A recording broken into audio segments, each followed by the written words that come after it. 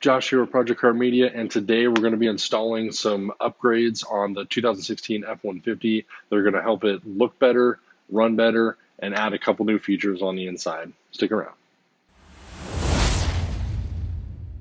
Here is all the little goodies that I got for the truck. Now, there is one other thing that I got for the truck that I'm not showing you just yet because I got to tell you a story about it first. But here's what we got so far. Bunch of little stuff, but it's really going to help the truck look good. So let me show you what we got. We got some LED bulbs for the low beam, some LED bulbs for the fog lights. I don't want to get LED bulbs for the brights just yet.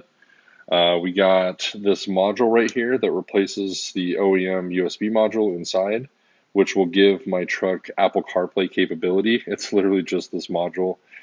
Then we got some black F150 emblems that we're going to throw on for the both sides here as well as the back. Got a short antenna because the tall antenna I'm not a huge fan of. And then last but not least, we got this Rough Country 2-inch leveling kit. Now, this will be installed by my good friend Billy over at Peak Innovation Motorsports. I don't really have the time to install this in my garage, so this I'm just showing you, but it will get installed at a later date. And then last but not least, I got this JLT oil air separator for the truck. It's just to help the engine run better, last longer. The truck only has 26,000 miles, so it's still early enough to throw on and save the engine. So let me show you the last thing that I got that I'm really excited about. One last thing that I got for the truck that's kind of a big thing and probably the most expensive mod is some headlights. As you can see, these are just the regular XLT halogen headlights. If you caught it in my last video, I said that I don't like chrome. And as you can see, the housing on this is all chrome. And I'm not a huge fan of it, especially because the truck is already silver. There needs to be, in my opinion, just a little bit more contrast. I do like the black grille, but I was thinking maybe I can do something with the headlights. And so I started looking around to see what Ford offers for the halogen headlights.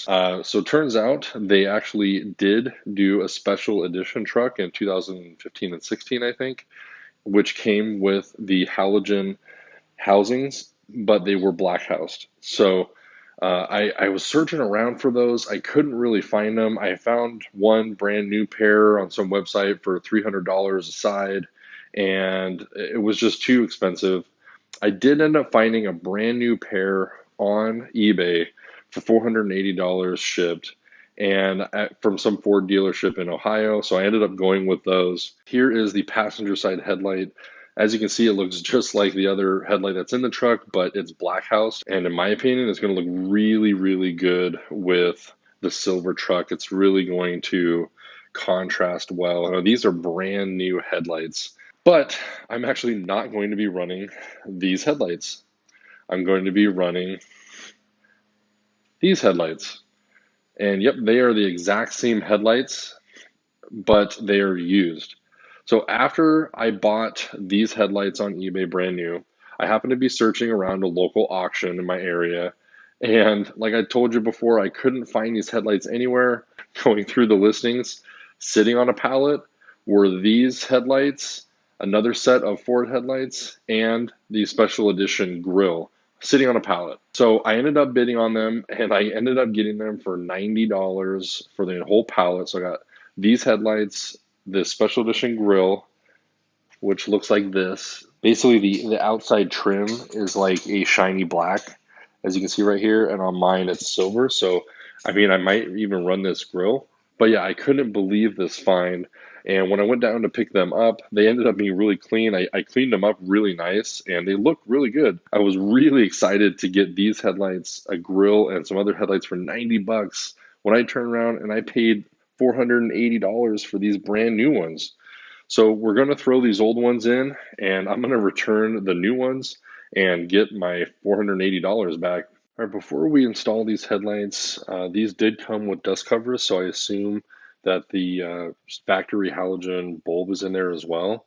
So we'll have to remove these dust covers, put the LED light into the low beam, and then we'll be ready to install this thing. So let's do that.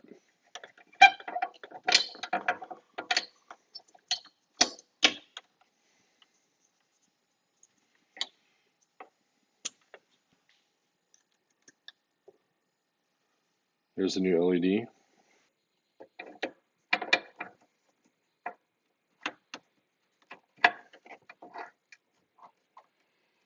All right, and there we go. The LED bulb is in. And since it's a 90-degree angle bulb, we can throw the dust cover back on.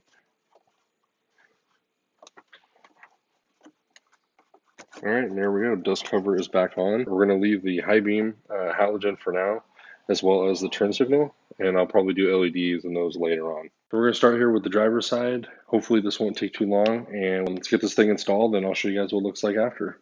Quick update here. While I was doing the headlights, I decided to take out the grille and put on the special edition grille.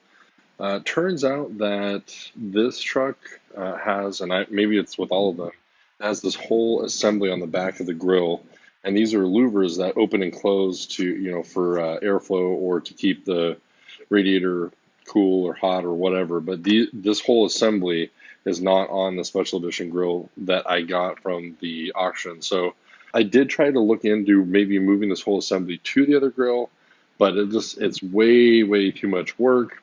Unfortunately, I'm not going to be installing the grille, so I'm going to throw this back on and finish up with the headlights. Here is the finished product for the headlights. Man, these look so much better than the stock headlights. These are the Black House Special Edition headlights, and man, they just really pop with that black grille and make everything look really good. Now, I couldn't find any OEM Black House fog lights, but with the LEDs in them, they still look really good. And I'm just loving these headlights. They totally change the look of the truck. And the LED headlights just look super bright. I don't see any flickering at all so far. Obviously, I'll have to drive around at night to see.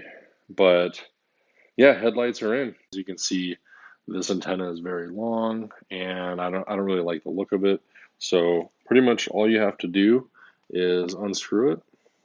And this is what they do at the car wash too. Like, they'll unscrew your antenna before you go through the car wash. It's so easy to replace. So you just unscrew it, throw that out of the way, and you take your nice new shorty and you just screw it in place.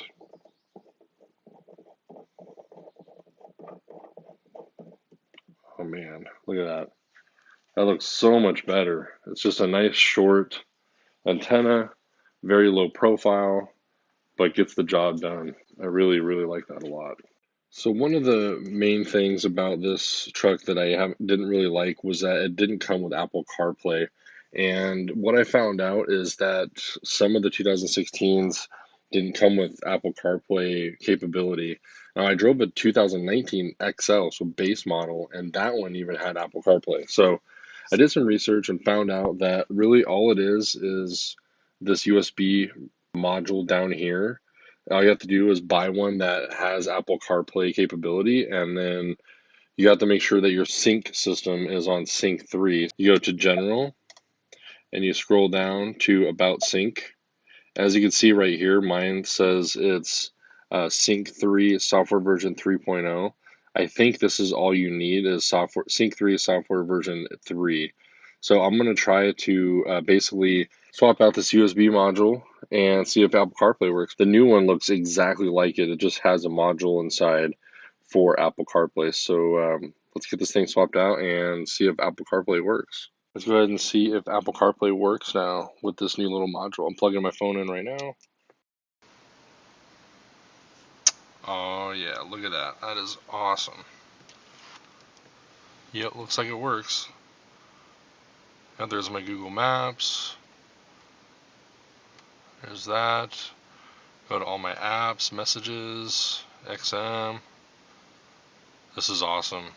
Yep, all that was a $65 module. This one right down there that the USB plugs into. And now I've got Apple CarPlay. We're going to put on the JLT oil air separator. And this is a really easy install. Here it is right here. And basically all we have to do is mount the mounting bracket to the battery. We're going to need to take off, I guess it would be the engine cover, to get to the PVC fitting underneath. And I'll get this installed and show you guys after I'm done. And the JLT oil air separator is installed. You can see it right here. Basically mounted to a bracket on the battery tray, and everything goes underneath the engine cover here. You've got one hose that goes to the intake. The other one comes from the PCV valve. So oil and air will come in here. It'll collect in here, which you can just unscrew this, dump it whenever you need to, every 15,000 miles or so, and then it goes right back in the intake. It'll really help keep this engine clean, and it's a very easy install. This is the last piece of chrome on the truck besides the fog lights and what chrome is around each Ford emblem.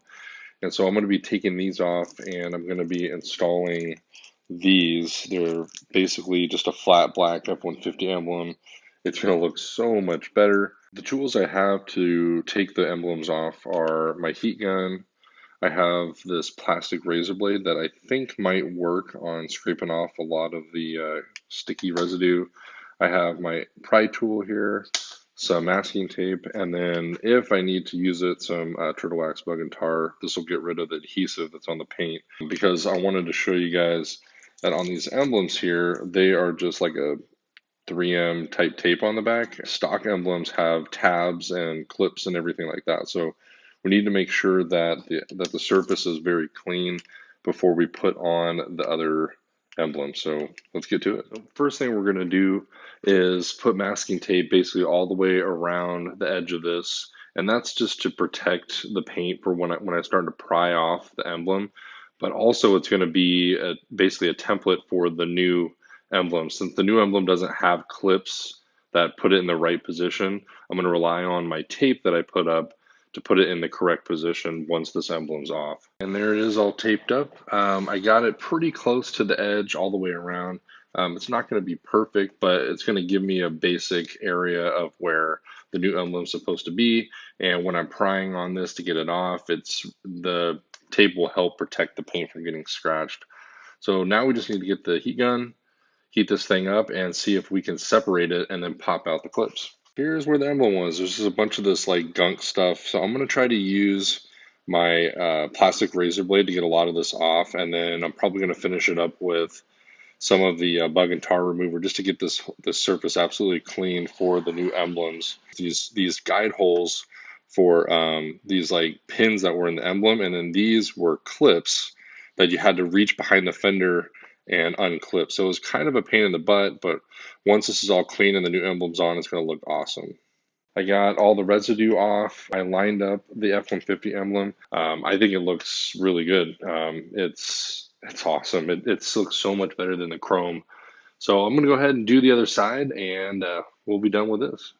Now on to the back emblem. Now luckily for this emblem, it's just on the tailgate with adhesive. There's no clips or guide pins or anything like that. So it should be easy. You're just going to have to heat it up and then take each letter off. But I'm going to go through the same process. I'm going to put tape around the whole emblem.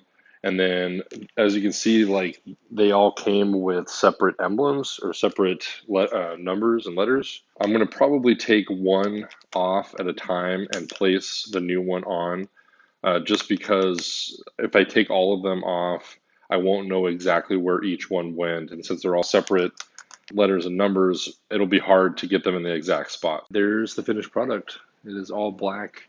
Looks so good.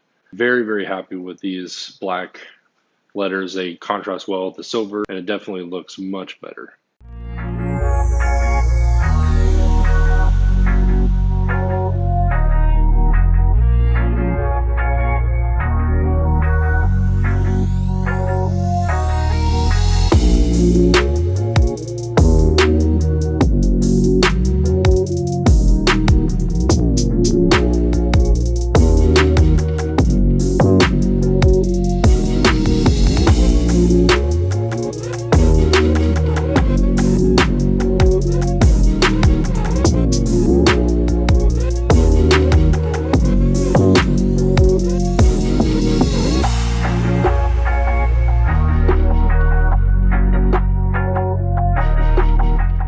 So that will do it for part one of modding my F-150.